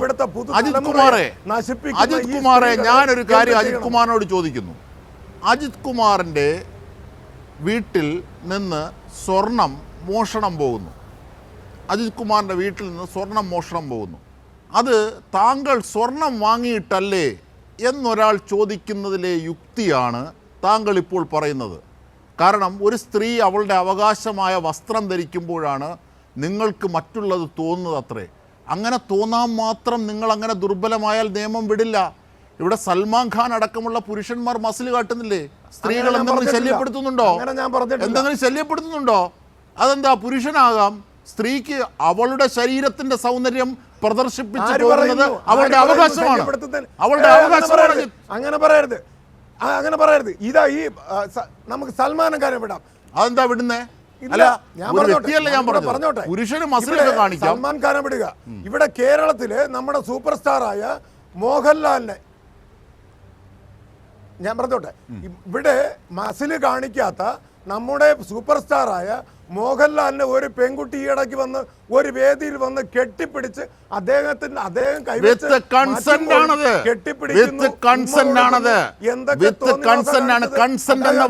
കൊടുക്കാൻ പോയോ? അതായത് അത് അനുവാദത്തോടും സമ്മതത്തോടുമാണ്. അജിത്തിന് ഏതെങ്കിലും ആരോടെങ്കിലും പ്രണയം തോന്നുകയോ അവർക്കത് തിരിച്ച് അജിത്തിനോട് തോന്നുകയോ ചെയ്ത ഒരു പ്രശ്നവുമില്ല. അജിത്ത് അവരുടെ സമ്മതമില്ലാതെ അവരുടെ ശരീരത്തിലേക്ക് കടന്നു കയറുന്നതിനാണ് പ്രശ്നം. അജിത്ത് അവരെ ബോധപൂർവ്വം ആക്ഷേപിക്കുന്നതിനാണ് പ്രശ്നം. കൺസെന്റാണ്. മോഹൻലാലിനെ കെട്ടിപ്പിടിച്ച് ആരാധിക വന്ന് കൺസെന്റ് ചോദിച്ചതിന് ശേഷമാണ്. അതിന് മറുപടി ഞാൻ പറഞ്ഞോട്ടെ. എവിടെ ഇല്ലല്ലോ, ഒരു കൺസെന്റും ചോദിച്ചിട്ടില്ല. അല്ലെങ്കിൽ മോഹൻലാൽ പരാതി കൊടുത്തേനല്ലോ. അല്ലെങ്കിൽ മോഹൻലാൽ പരാതി കൊടുത്തേനല്ലോ. ഇനി ഞാൻ പറഞ്ഞോട്ടെ, ഈ അജിത്തെ ഇത്ര ഉദാത്തമായ പോരാട്ടമാണ് നടത്തിയതെങ്കിൽ നിങ്ങളുടെ നേതാവ് എന്തിനാണ് മാപ്പ് പറഞ്ഞത്? വാ തുറക്കില്ലെന്ന് പറഞ്ഞത് എന്തിനാണ്? അതിനുത്തരം പറയൂ. പുരുഷന്മാരുടെ മാന്യത കൊണ്ടാണ് അവര് പരാതി കൊടുക്കാതിരിക്കുന്നത്. അതാദ്യം മനസ്സിലാക്കി. പരാതി കൊടുത്താലും മാന്യന്മാരുടെ ചെയ്തികൾ നമ്മൾ കണ്ടല്ലോ. ഒന്നും നടക്കാൻ പോകില്ല. മാന്യന്മാരുടെ ചെയ്തികൾ നമ്മൾ കണ്ടല്ലോ. അജിത്തെ നിങ്ങളുടെ നേതാവ് അജിത്തെ അല്ലല്ല, താങ്കൾ ഇതിനുത്തരം പറയൂ. താങ്കൾ നിങ്ങളുടെ നേതാവ് ഇത്രയേറെ വലിയ സഭ്യമായ വിപ്ലവ പോരാട്ടമാണ് നടത്തിയെങ്കിൽ എന്തിനാണ് അദ്ദേഹം നിരുപാധിക മാപ്പ് ഇനി വാതുറക്കില്ല എന്നൊക്കെ പറഞ്ഞത്? എന്തിനാണ്? ജയിലിലുള്ളവരെ ഇപ്പോൾ മോചിപ്പിക്കണ്ടേ? എന്റെ നേതാവല്ല, അതാദ്യം മനസ്സിലാക്കുക. അല്ല, അത് നേതാവെന്ന് പറഞ്ഞ വാക്കർത്ഥം എടുക്കണ്ട. അങ്ങനെയാണല്ലോ ഇപ്പോ. കൺസെന്റ് വാങ്ങാതെയാണ് ഹണീറോസ്. അല്ല, ഞാൻ പറഞ്ഞോട്ടെ, ഹണീറോസ് എന്ന വ്യക്തിയെ വിടൂ. ഇവിടെ സ്ത്രീ പ്രശ്നവും അവരുടെ ശരീരത്തിന്മേലുള്ള അതിക്രമവുമാണ്. ഹണീറോസ് പരാതിക്കാരിയാണ്. അവരെ അങ്ങനെ ആക്ഷേപിക്കാൻ പറ്റില്ല. ആരാണെന്നുള്ള കാര്യം നമ്മൾ മനസ്സിലാക്കണം. ഹണീറോസ് ആണ് ബോബി ചെമ്മണ്ണൂരിന്റെ കൈപിടിക്കുന്നത്. കൈപിടിച്ച് അദ്ദേഹം കറക്കി. അപ്പൊ അതില് വേറൊരർത്ഥം കണ്ടത് ഹണീറോസ് ആണ്. അത് തെറ്റായ നയമാണ്. നടിമാരുടെ കൈപിടിച്ചാൽ 4 മാസം കഴിഞ്ഞോ 1 വർഷം കഴിഞ്ഞോ അല്ലെങ്കിൽ 10 വർഷം കഴിഞ്ഞോ അവർക്ക് ആരോപിക്കാം. കാരണം എന്തെങ്കിലുമൊക്കെ വാക്കുതർക്കമുണ്ടായാൽ അല്ലെങ്കിൽ ഒരു അകൽച്ചയുണ്ടായാൽ അവർക്ക് എപ്പോൾ വേണമെങ്കിലും പറയാം. പുരുഷന്മാർ പറയാത്തത് പുരുഷന്മാരുടെ മാന്യത കൊണ്ടാണ്. അതാദ്യം മനസ്സിലാക്കണം. അപ്പൊ പുരുഷന്മാർക്ക് മാത്രമേ ഉള്ള മാന്യത മാത്രമല്ല, അപ്പൊ പുരുഷന്മാർക്ക് മാത്രമേ ഉള്ള മാന്യത പുരുഷന്മാർക്കുണ്ട്. എന്റെ ചോദ്യം ഇതാണ്. എന്റെ ചോദ്യം അജിത്ത് അല്ലല്ല, നമ്മൾ കാട് കയറണ്ട. അജിത്ത് വട്ടിയൂർക്കാവേ, എന്റെ ചോദ്യം ഇതാണ്. നിങ്ങൾ പിന്തുണയ്ക്കുന്ന ബോബി ചെമ്മണ്ണൂർ ഇത്രയേറെ സഭ്യമായ പോരാട്ടമാണ് നടത്തിയത്, വലിയ പുരുഷ മാന്യതയാണ് എങ്കിൽ എന്തിനാണ് നിരുപാധികം മാപ്പ് പറഞ്ഞത്? അതൊരു കോടതിയുടെ ഭാഗമാണ്. ഇതേ കോടതിയല്ലേ ഇന്നലെ ജാമ്യം കൊടുത്തത്? ഇതേ കോടതിയല്ലേ ജാമ്യം കൊടുത്തത്? അതായത് ഞാൻ പറയാം അജിത്ത്, അതായത് ക്യൂ നിന്ന് ജാമ്യാപേക്ഷ നൽകി അതിൻ്റെ ഓർഡറൊക്കെ പാലിച്ച് തൊട്ട് ജാമ്യം മേടിക്കുക, ജാമ്യം വാങ്ങുക. അതിനുശേഷം ആ ജാമ്യത്തിൻ്റെ ഓർഡർ അവിടെ എത്തുമ്പോൾ ആ ബോണ്ടിൽ ഒപ്പിടാതിരിക്കുക. എന്നിട്ട് കൂടുള്ള അന്യായമുള്ള ജയിൽവാസികളെ മോചിപ്പിച്ചതിന് ശേഷം മാത്രമേ ജാമ്യം കിട്ടിയതിന് മാത്രമേ എന്ന് വലിയ വാചകം പറയുക. എന്നിട്ട് ഒന്നുമില്ലാതെ പിറ്റേന്ന് മാപ്പും പറഞ്ഞ് ഇറങ്ങിപ്പോയി ഇനി ഞാൻ വാ തുറക്കില്ല എന്ന് പറയുക. എന്തൊക്കെയാണിത്? ഇതെന്തൊക്കെ വെള്ളരിക്കപ്പെടണോ? ഇവരെയാണോ നിങ്ങൾ പിന്തുണയ്ക്കുന്നത്? ഇതാണോ മെൻസ് കൂട്ടായ്മയുടെ ലക്ഷ്യം? ഒരു വക്കാലത്ത് ഒപ്പിട്ട് കൊടുത്താൽ, ഒരു വക്കാലത്ത് സൈൻ ചെയ്താൽ ആ അഡ്വക്കേറ്റ് പല പ്രാവശ്യം കീഴ്ക്കോടതിയെയും മേൽക്കോടതിയെയും സമീപിക്കുന്നത് സ്വാഭാവികം. പിന്നെ ഇവിടെ ജാമ്യം കിട്ടിയതിന് ശേഷം അദ്ദേഹം ചെയ്യുന്നതാണ്, അദ്ദേഹം ഒരു മനുഷ്യസ്നേഹിയാണ്. മറ്റുള്ളവർക്ക് വേണ്ടി 12 മണിക്കൂർ കഴിഞ്ഞപ്പോൾ മനുഷ്യസ്നേഹം പോയതെന്താ? അവിടെ 12 മണിക്കൂർ കഴിഞ്ഞപ്പോൾ മനുഷ്യസ്നേഹം പോയതെന്താ? 12 മണിക്കൂർ കഴിഞ്ഞപ്പോൾ മനുഷ്യസ്നേഹം പോയതെന്താ? ആ ഒരു ദിവസം മാത്രം അദ്ദേഹം ആ ഒരു ദിവസത്തേക്ക് മാത്രമേ ഉള്ളൂ ആ ഒരു മനുഷ്യസ്നേഹം. പ്രതിഷേധം നടത്തിയത്. അതിൽ അദ്ദേഹം വിജയിച്ചു, അതിൽ പ്രതിഷേധിച്ചു, അടുത്ത ദിവസം അദ്ദേഹം ഇറങ്ങി, അത്രേ ഉള്ളൂ. ആ ഒരു ദിവസം മാത്രം മതി മനുഷ്യസ്നേഹം അല്ലേ? അത് അല്ല, അടുത്ത നടപടി ചെയ്യും. അദ്ദേഹം പുറത്തിറങ്ങി 1 കോടി രൂപയാണ് ഇതിനു വേണ്ടി അനുവദിച്ചത്. നമ്മളത് മറന്നു പോകരുത്. 1 കോടി രൂപ അദ്ദേഹം ഇതിനു വേണ്ടി അദ്ദേഹത്തോട് സംസാരിച്ചത് 26 പേരാണ്. അതിൽ നിസ്സാർ അദ്ദേഹം തന്നെ എമൗണ്ടുകൾ പറയുന്നു. ഒരാൾ 6000, 10000 ഇങ്ങനെയൊക്കെയുള്ള 1 കോടി രൂപ ഇങ്ങനെ ഉള്ളവർക്ക് വേണ്ടിയിട്ട് അദ്ദേഹം അനുവദിച്ചു എന്നുള്ളതാണ്. അപ്പോൾ തുടർ നടപടികളിൽ കോടതികളിൽ കഴിയുന്ന നിരപരാധികളായിട്ടുള്ളവർ കൃത്യമായിട്ട് ഈ മെൻസ് കൂട്ടായ്മയും മറ്റുള്ളവരെയും ഒക്കെ ഇന്നലെ അല്ലല്ല അജിത്തെ ഈ മെൻസ് കൂട്ടായ്മയെയും ഇന്നലെ കുറേ ആൾക്കാരൊക്കെ കൂടി ബോബി ചെമ്മണ്ണൂറിൻ്റെ ചിത്രമൊക്കെ വരച്ച് വലിയ സ്വീകരണത്തിനൊക്കെ ആഹ്വാനമായിരുന്നല്ലോ. അവരെങ്ങാനും ഈ ബോബി ചെമ്മണ്ണൂരിൻ്റെ അടുത്ത വൃത്തങ്ങൾ, ബോബി ചെമ്മണ്ണൂർ ആയിരിക്കില്ല, അവരുടെ അടുത്ത വൃത്തങ്ങൾ നിങ്ങളെ ബന്ധപ്പെട്ടിരുന്നോ? ഇത്തരത്തിൽ സ്വീകരണം ഏർപ്പാട് ചെയ്യണമെന്ന് പറഞ്ഞിരുന്നോ? ഇല്ല, ഒരിക്കലുമില്ല. കാരണം ഒരിക്കലുമില്ല, അങ്ങനെ ഇവരാരും ബന്ധപ്പെട്ടിട്ടില്ല. ബോച്ചയുടെ ഒരു പ്രൈവറ്റ് സെക്രട്ടറിയുമായിട്ട് ഞാൻ സംസാരിക്കുന്നുണ്ടായിരുന്നു. ഞാനാണ് അങ്ങോട്ട് കോണ്ടാക്ട് ചെയ്തത്. ഞാനൊരു സമരം റാലി നടത്താമെന്ന് പറഞ്ഞു. പക്ഷേ എന്നിട്ട് പോലും അവരത് താല്പര്യം പ്രകടിപ്പിച്ചില്ല. അത് അദ്ദേഹത്തിന്റെ ജാമ്യത്തെ ബാധിക്കുമെന്ന് പറഞ്ഞ് എന്നെ നിരുത്സാഹപ്പെടുത്തുകയാണ്. നിങ്ങൾ തമ്മിലുള്ള ഫോൺ സംഭാഷണമൊക്കെ ഉണ്ടല്ലോ, ഒത്തിരി പേര് നിങ്ങൾ തമ്മിലൊക്കെ ഫോൺ സംഭാഷണമൊക്കെ ഉണ്ടല്ലോ അല്ലേ, തലേന്ന് മുതൽ. അപ്പോൾ സ്വീകരണം ഏർപ്പാട് ചെയ്തത് ആ ഉദ്ദേശത്തിലാണ് എന്നൊരു ആരോപണം ഉയർന്നിട്ടുണ്ട്. അതാണോ? അത് പ്രൈവറ്റ് സെക്രട്ടറിയോട് ഞാൻ ഒരിക്കലുമല്ല. നമ്മുടെ സംഘടന എന്തായാലും അദ്ദേഹത്തിന് അവാർഡ് കൊടുക്കാൻ തീരുമാനിച്ചിരുന്നു ഒരു 6-7 മാസത്തിന് മുന്നേ. അതിന്റെ ഭാഗമായിട്ട് ഞാനൊരു പ്രൈവറ്റ് സെക്രട്ടറിയോട് സംസാരിക്കുന്നുണ്ടായിരുന്നു. അപ്പോൾ കാര്യങ്ങൾ പറഞ്ഞു. അത് കഴിഞ്ഞതിന് ശേഷം ഈ വിഷയം വന്നപ്പോൾ ഞാൻ വീണ്ടും അവർക്ക് മെസ്സേജ് അയച്ചു. ഞങ്ങൾ ഇങ്ങനെയൊക്കെ കുറച്ച് കാര്യങ്ങൾ ചെയ്യാൻ പോകുന്നുണ്ട്, നിങ്ങളതിൽ സഹകരിക്കുന്നുണ്ടോ എന്ന് ചോദിച്ചു. പക്ഷെ അവർ പിറ്റേ ദിവസം പറയാമെന്ന് പറഞ്ഞു. പിറ്റേ ദിവസം എൻ്റെ അടുത്ത് പറഞ്ഞു അത് ഞങ്ങൾ എന്തായാലും ഈ തൽക്കാലം ഇപ്പോൾ ഇടപെടുന്നില്ല. അപ്പോൾ ഞാൻ പറഞ്ഞു ഞങ്ങൾ ചെയ്യുകയാണ്, ഞങ്ങൾ കുറച്ച് കാര്യം ചെയ്യുന്നുണ്ട്, അതിൽ തടയാൻ അവർക്ക് പറ്റില്ല. കാര്യം ഇതൊരു സംഘടനയാണ്. പുരുഷന്മാർ നേരിടുന്ന ഏതൊരു പ്രശ്നത്തിലും അത് ബോബി ചെമ്മണ്ണൂർ വിജയിപ്പിക്കും.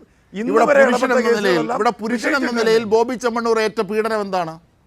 അതല്ലേ പറഞ്ഞത്. ഇവിടെ ഒരു സ്ത്രീ ഫേസ്ബുക്കിൽ ഒരു പേജ് ഇടുന്നു. നമ്മുടെ ഹണി റോസ് ഒരു പേജിൽ ഒരു പോസ്റ്റ് ഇടുന്നു.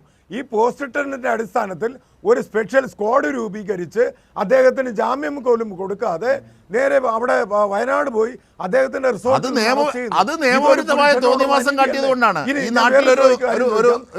കമ്മിറ്റി റിപ്പോർട്ട് വന്നപ്പോ ഇവിടെ ഒരു നിയമ സംവിധാനം ഉള്ളത് കൊണ്ടാണ്. അതല്ല ഞാൻ ചോദിച്ചത്. ഈ കുറ്റം ചെയ്തിട്ടുള്ള നിയമ നടപടിയല്ല പീഡനം.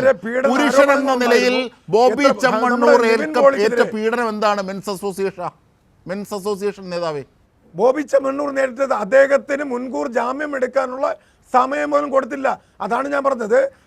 കുറ്റവാളി എന്ന നിലയിലാണെന്നേ, കുറ്റവാളി എന്ന നിലയിലാണ്. പുരുഷൻ എന്ന നിലയിൽ അജിത് കുമാർ പുരുഷൻ എന്ന നിലയിൽ ബോബി ചെമ്മണ്ണൂർ എന്ത് പീഡനമാനേറ്റത്? ഞാനും താങ്കളും ഒക്കെ പുരുഷന്മാരാണല്ലോ. പുരുഷൻ എന്ന നിലയിൽ ഞാൻ മെൻസ് അസോസിയേഷന്റെ സംസ്ഥാന പ്രസിഡന്റിനോടാണ് ചോദ്യം. പുരുഷൻ എന്ന നിലയിൽ എന്ത് പീഡനമാണ് ബോബി ചെമ്മണ്ണൂർ ഏറ്റത്?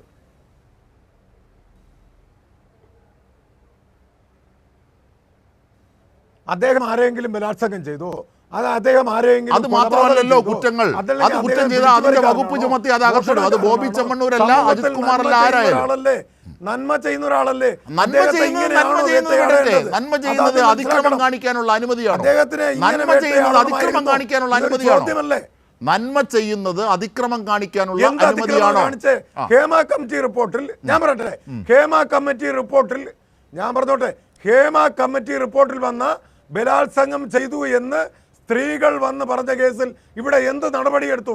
ആഴ്ചകളും മാസങ്ങളും കൊടുത്തില്ലേ? അതിനുള്ള നിയമ നടപടികളൊക്കെ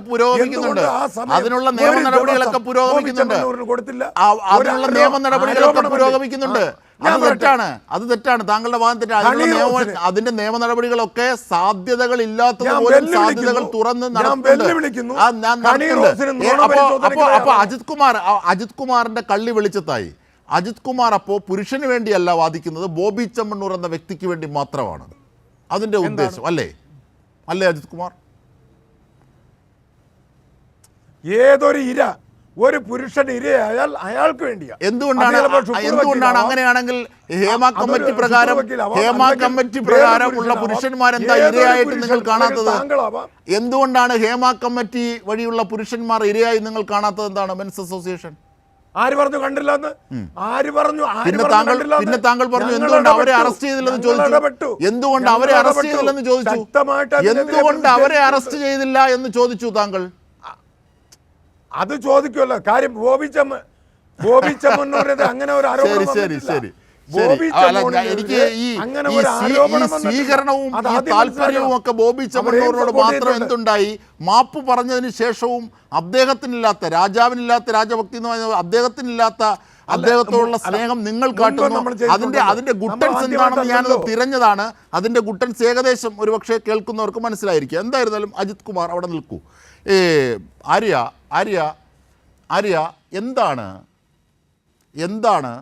ഈ ഒരു നിരപരാധിയും ഒരു സാമൂഹിക പ്രവർത്തനവുമായ വ്യക്തിയുടെ വായിൽ നിന്നോ കയ്യിൽ നിന്നോ ഒക്കെ ഒരു തെറ്റ് വരുമ്പോൾ ആ ആനുകൂല്യത്തിൽ, ആ നന്മയുടെ ആനുകൂല്യത്തിൽ ഇത് വിസ്മരിച്ച് കളയാൻ, വാനിഷ് ചെയ്യാൻ തയ്യാറാകാത്തത് എന്താണ്? ഇതൊരു ക്രൂരമായ സമൂഹമാണോ? ഇത് നമ്മൾ നോക്കിക്കാണേണ്ടത് എന്താണെന്ന് വെച്ചാൽ, നമ്മുടെ സമൂഹത്തിൽ, നമ്മുടെ നാട്ടിൽ സ്ത്രീകൾക്കെതിരെയുള്ള അധിക്ഷേപങ്ങൾ എന്ന് പറയുമ്പോൾ അത് ആക്രമണ സ്വഭാവം, അതായത് വാക്കുകൾ കൊണ്ടുള്ള അധിക്ഷേപം ഒരിക്കലും സ്ത്രീകൾക്കെതിരെയുള്ള അധിക്ഷേപമായിട്ട് ഇപ്പോഴും നമ്മളാരും കൺസിഡർ ചെയ്യുന്നില്ല എന്നുള്ളതാണ്.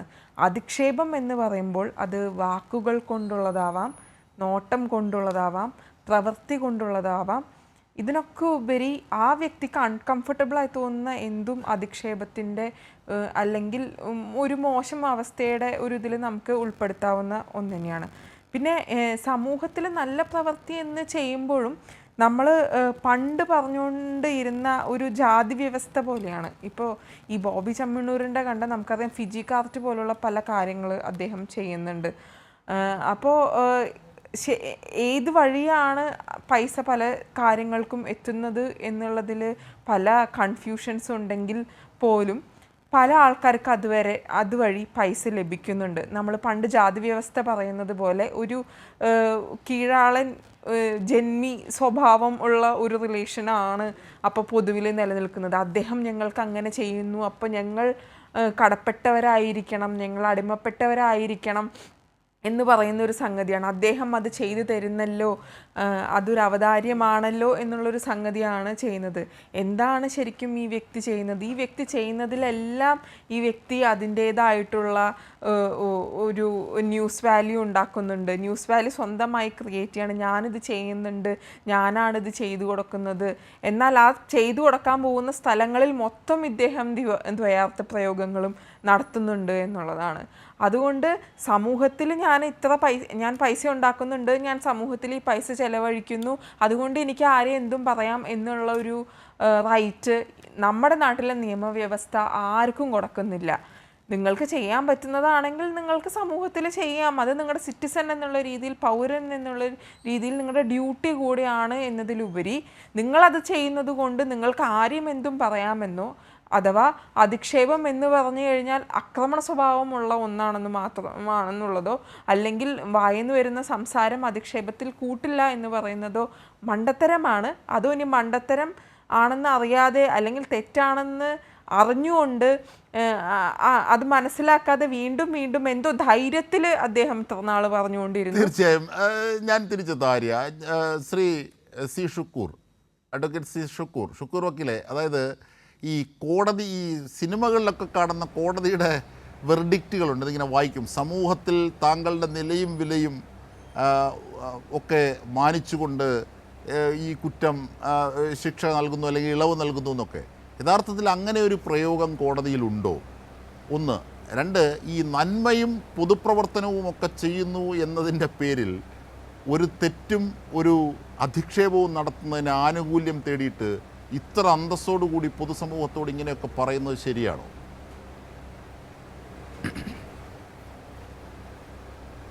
തീർച്ചയായും ഇദ്ദേഹത്തിൻ്റെ ഈ ബോബിയുടെ ഒരു വീഡിയോ ഉണ്ട്. ഒരു ചെറിയ പെൺകുട്ടിയെ, എനിക്കൊന്ന് ഖത്തർ വേൾഡ് കപ്പ് നടക്കുന്ന സമയത്തുള്ളൊരു വീഡിയോ ആണ്. ഒരു ചെറിയ മോളെ, എനിക്ക് 9-ലോ 10-ലോ പിറകിൽ ഇരുത്തിയിട്ട് നിങ്ങൾ പലരും കണ്ടിട്ടുണ്ടാവും. എന്ത് ഭീകരമായ രീതിയിലാണ് ചെറിയ മോളോട് പറയാം, ഞങ്ങൾ 2 പേരും ഖത്തറിലേക്ക് പോകുന്നു, തിരിച്ചു വരും 3 പേരുണ്ടാവുന്നു. ആ കുട്ടി മനസ്സിലായില്ല. എനിക്ക് തോന്നുന്നു ഒരു 15-16 വയസ്സിലൊരു മോളെയാണ് ഈ പറയുന്നത്. ഒരു സെൻസ് ആ കുട്ടിക്ക്, അതിന് ദ്വയാർത്ഥ ആ കുട്ടിക്ക് മനസ്സിലായില്ല. എന്നിട്ട് അയാൾ ഒരു വഷളം ചിരിച്ചിരിക്കുന്നുണ്ട്. അതൊക്കെ ന്യായീകരിക്കുക. അതിന് ആ കുട്ടിക്ക് പരാതിയില്ലോ എന്ന് ചോദിച്ചാൽ എന്താ പറയുക?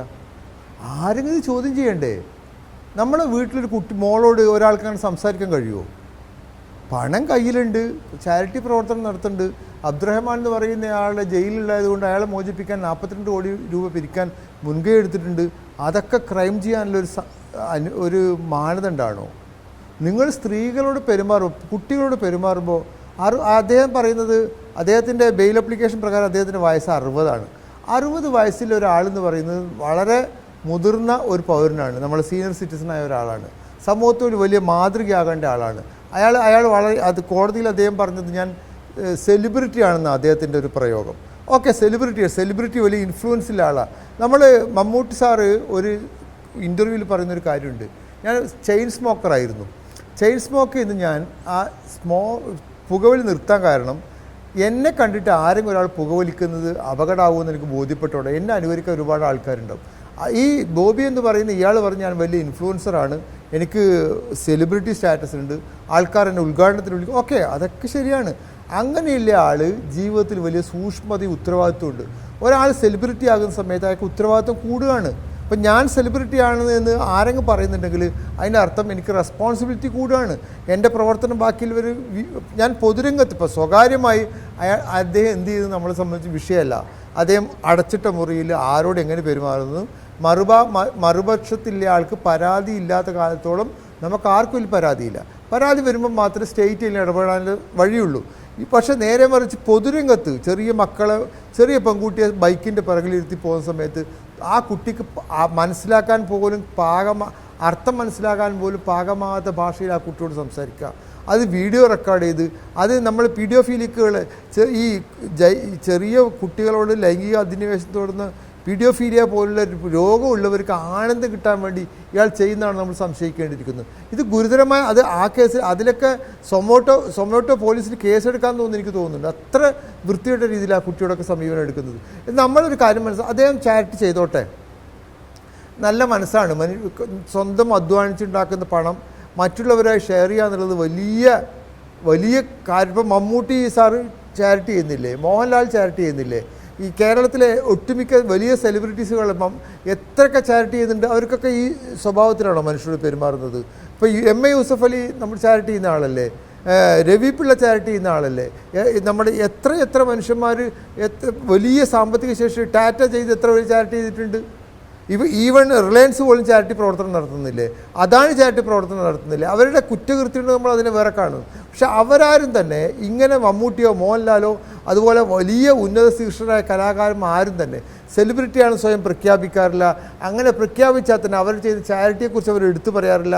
ആ ചാരിറ്റി ഏതെങ്കിലും ഒരു സമൂഹത്തെ ചൂഷണം ചെയ്യാനുള്ള ഉപാധിയായി അവർ ഉപയോഗിക്കാറില്ല.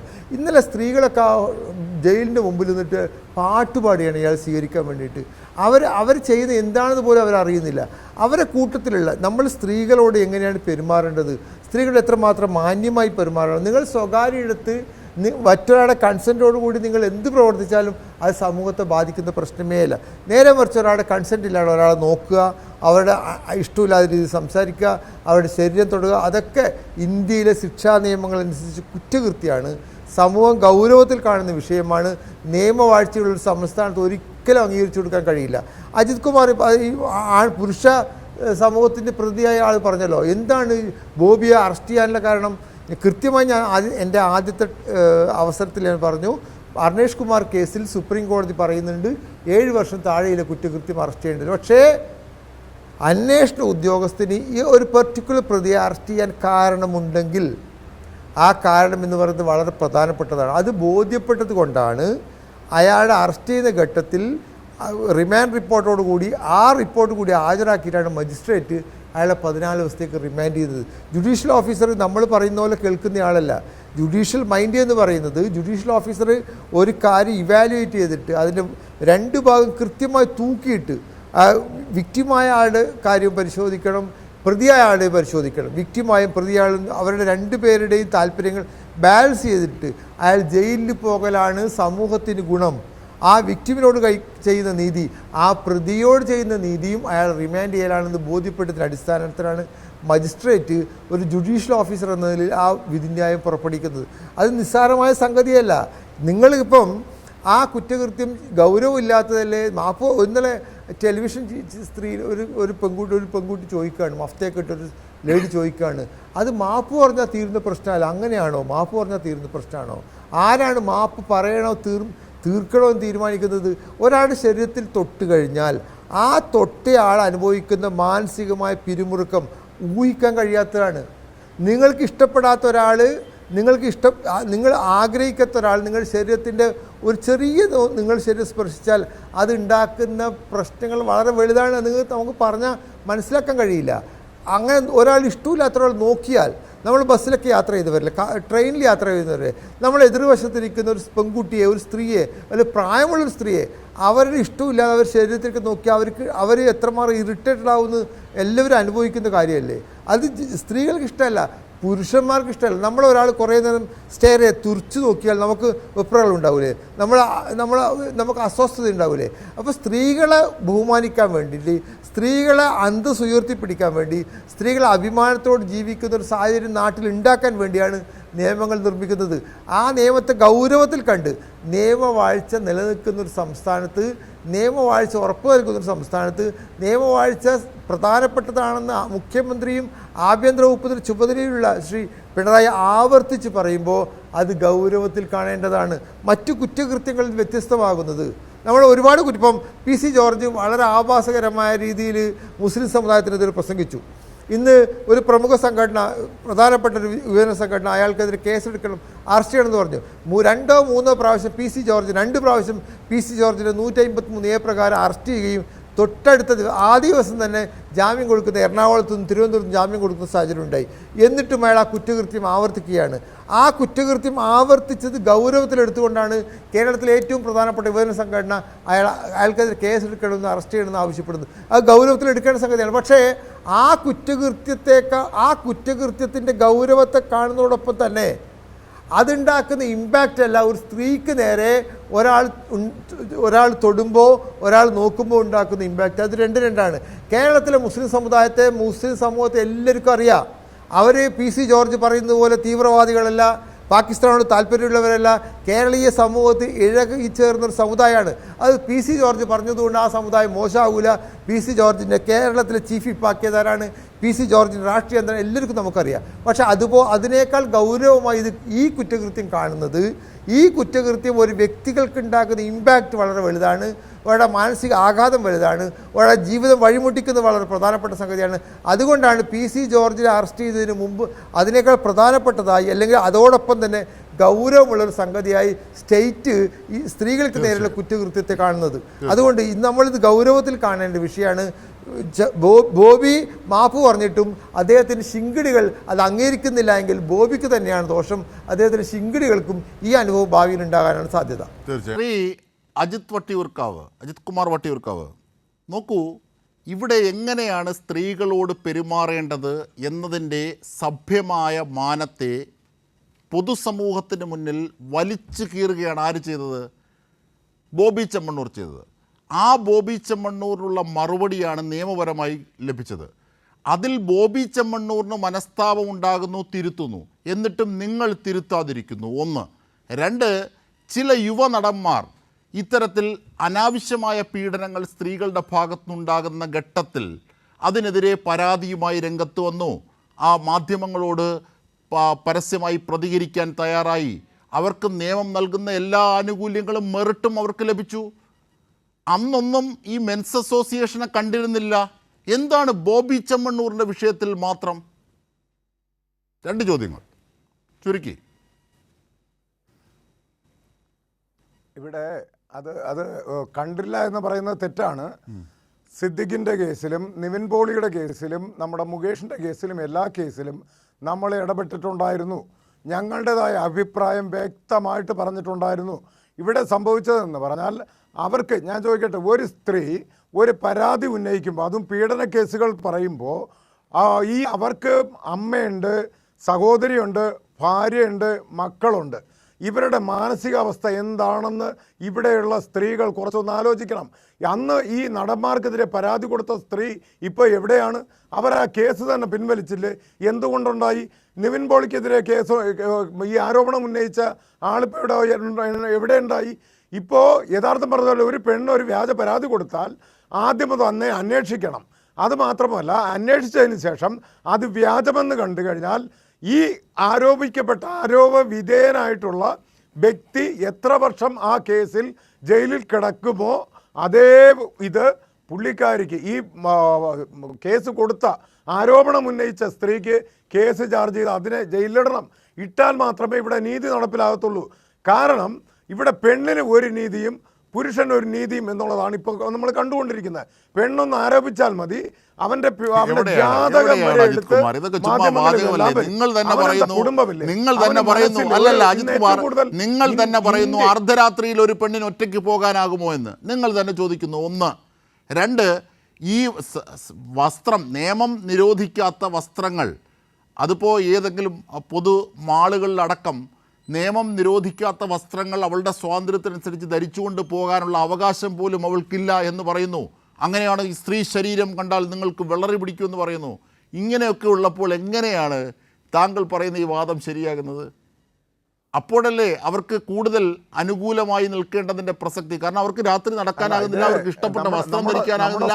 അത്രയേറെ പീഡനങ്ങളാണ് നിങ്ങളുടെ പുരുഷ കേന്ദ്രീകൃത സമൂഹം അവർക്ക് മേൽ അടിച്ചേൽപ്പിക്കുന്നത്. അപ്പോൾ പിന്നെ അവർക്ക് സ്വാതന്ത്ര്യത്തോടെ സംസാരിക്കണ്ടേ? അവർക്ക് ആനുകൂല്യങ്ങൾ അപ്പോൾ നൽകണ്ടേ? എന്താണ് ഈ പരസ്പര വൈരുദ്ധ്യം? അവർക്ക് കൊടുത്ത സ്വാതന്ത്ര്യം, അവർക്ക് കൊടുത്ത നിയമപരിരക്ഷ, ഇതെല്ലാം സ്ത്രീകളെന്ന് ദുരുപയോഗപ്പെടുത്തിക്കൊണ്ടിരിക്കുകയാണ്. അല്ല, അവർക്ക് നിയമപരിരക്ഷ കൊടുക്കാനുണ്ടായ കാരണം ഇതാണ്.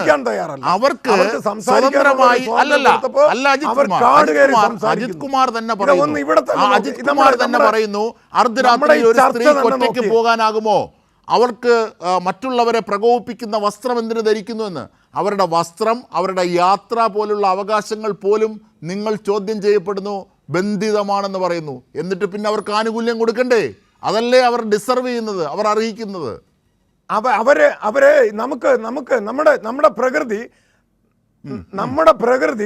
രാത്രിയും നമ്മുടെ പ്രകൃതി, ഞാൻ പറയട്ടെ, രണ്ട് കാര്യം എനിക്ക് പറയാനുണ്ട്, അവസരം തരൂ. ഒന്ന്, ഇതാ ഇവിടെ ഈ ചർച്ച തന്നെ, ഇവിടെ രമ്യ സംസാരിക്കുമ്പോഴോ നമ്മുടെ ഷുക്കൂർ വക്കീൽ സംസാരിക്കുമ്പോഴോ അതിന്റെ ഇടയ്ക്ക് ഇടപെടുന്നില്ല. ഞാൻ സംസാരിക്കുമ്പോൾ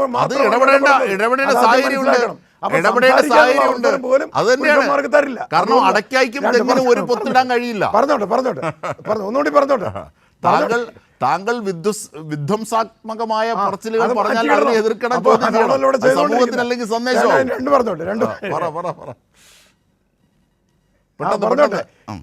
പറഞ്ഞോട്ടെ. അതാണ് പെണ്ണിന് എന്തും പറയാം.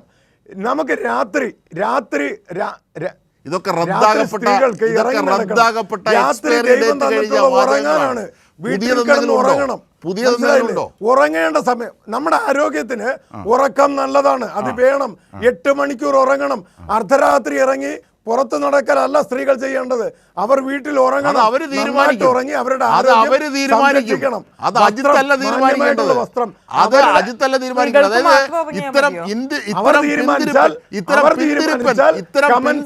വാചകങ്ങളുമായി ഇനി മുമ്പോട്ട് പോകാനാകില്ല.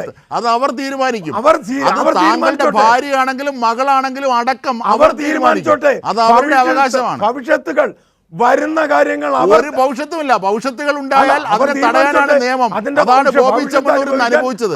അതാണ് ബോബി ചെമ്മണ്ണൂർ അനുഭവിച്ച് മാപ്പ് പറഞ്ഞത്. ഇനി താങ്കളടക്കമുള്ളവരും അങ്ങനെ പോയില്ലെങ്കിൽ മാപ്പ് പറയേണ്ടി വരും. തീർച്ചയായും അദ്ദേഹം ഒന്നും അനുഭവിച്ചൊന്നുമില്ല. അദ്ദേഹം അദ്ദേഹം ഇനിയും 10 ദിവസം കിടക്കാൻ തയ്യാറ് തന്നെ. അതിലൊന്നും ഒരു കിടന്നോട്ടെ പക്ഷെ മാപ്പ് പറഞ്ഞു നമ്മളെ വസ്ത്രം ധരിക്കേണ്ടത് മാന്യമായിട്ടുള്ള വസ്ത്രം ശ്രീമതി എന്തെങ്കിലും കൂട്ടിച്ചേർക്കാനുണ്ടെങ്കിൽ അവസാന ഘട്ടത്തിൽ പെണ്ണിനും ബാധകമാണ്. നിങ്ങളുടെ ആഗ്രഹപ്രകാരം ജീവിക്കുക, ഇഷ്ടമുള്ള സമയത്ത് നടക്കാൻ തോന്നുവാണെങ്കിൽ നടക്കുക, സ്വന്തം ഇഷ്ടപ്രകാരം പണിയെടുത്ത് അധ്വാനിച്ച് ജീവിക്കുക. വേറെ ആരുടെയും കേൾക്കേണ്ട ആവശ്യമില്ല. നിങ്ങൾക്ക് ശരിയാണെന്ന് തോന്നുന്നോ അത് വേറെ ആർക്കും ഉപദ്രവം ചെയ്യുന്നില്ലെങ്കിൽ സന്തോഷമായി അത് ചെയ്ത് ജീവിക്കുക. ഷുക്കൂർ വക്കീലേ, ഈ സമൂഹം നേടിയെടുത്ത രാഷ്ട്രീയവും സാംസ്കാരികവുമായ നേട്ടത്തെയാണ് ഇങ്ങനെ തമാശ പറഞ്ഞ് പിന്നിലേക്ക് കൊണ്ടുപോകാൻ ശ്രമിക്കുന്നത്. ഇതിനെയാണ് പിന്തിരിപ്പൻ വാദങ്ങൾ എന്ന് പറയുന്നത്. വലിയ അപകടമാണ്. അതിൻ്റെ ഒരു അനിവാര്യത കൂടി പറഞ്ഞിട്ട് പെട്ടെന്ന് 1 മിനിറ്റിൽ താഴെ പ്ലീസ്. തീർച്ചയായും വളരെ ഗൗരവത്തിൽ സമൂഹം ചർച്ച ചെയ്യേണ്ട വിഷയമാണ്. ബഹുമാനപ്പെട്ട ഹൈക്കോടതി ജഡ്ജി ജസ്റ്റിസ് കുഞ്ഞികൃഷ്ണൻ സാറ് വളരെ കൃത്യമായി നമ്മളെ ഒരുപക്ഷെ ഒരു വാചകത്തിൽ ഈ പ്രതിക്ക് ജാമ്യം അനുവദിച്ചു നൽകിയിരിക്കുന്നെന്ന് വാചകത്തിൽ ഉത്തരവ് പറയാവുന്ന ഒരു കേസിന് വളരെ വിശാലമായ അർത്ഥത്തിൽ കേരളത്തിൻ്റെ സമൂഹത്തിൻ്റെ മുഴുവൻ ശ്രദ്ധയും വരുന്ന രീതിയിൽ ബോഡി ഷേമിങ്ങിനെക്കുറിച്ച് കറുത്തതാണോ വെളുത്താണോ തടിച്ചാണോ മെലിഞ്ഞാണോ പല്ലുന്തിയാണോ പോലുള്ള ബോഡി ഷേമിങ് എത്രമാത്രം അപകടം പിടിച്ചാണ്. ഒരാളുടെ വസ്ത്രധാരണത്തെക്കുറിച്ച് പറയാൻ നിങ്ങൾക്ക് അധികാരമില്ല. കൃത്യമായ സമൂഹത്തിൻ്റെ ശ്രദ്ധയിലേക്ക് വരേണ്ട ഓരോ വാചകങ്ങൾ ഉൾപ്പെടുത്തിയ ബഹുമാനപ്പെട്ട ജഡ്ജാണ് ഈ ദിവസത്തെ ഏറ്റവും ഹീറോ എന്ന് പറയുന്നത്.